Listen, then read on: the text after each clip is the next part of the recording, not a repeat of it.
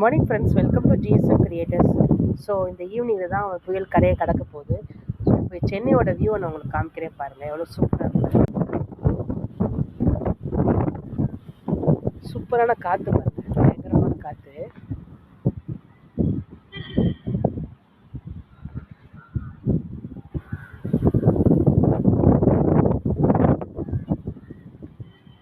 So இப்போ ஊட்டி, கொடைக்கானல் அந்த மாதிரி ஏதோ ஒரு பிளேஸ் போகிற மாதிரி இருக்கு பாருங்க.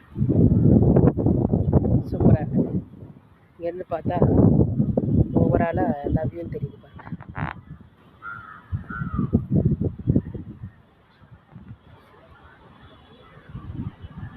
மரம் எவ்வளோ சூப்பராக ஆடிட்டு இருப்பாருங்க.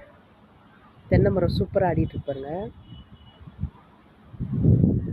செம. இங்கே பார்த்தீங்கன்னா ஒரு கொக்கு பறந்துகிட்டு இருக்கு. அப்படின்னா மழை விட போகுதுன்னு அர்த்தமோ தெரியல.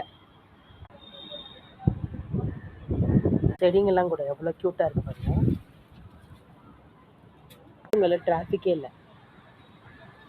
ரோடுங்களில் பார்த்தீங்கன்னா டிராஃபிக்கே இல்லை. ஸோ எல்லா மக்களும் வீட்டுக்குள்ளே இருக்காங்க.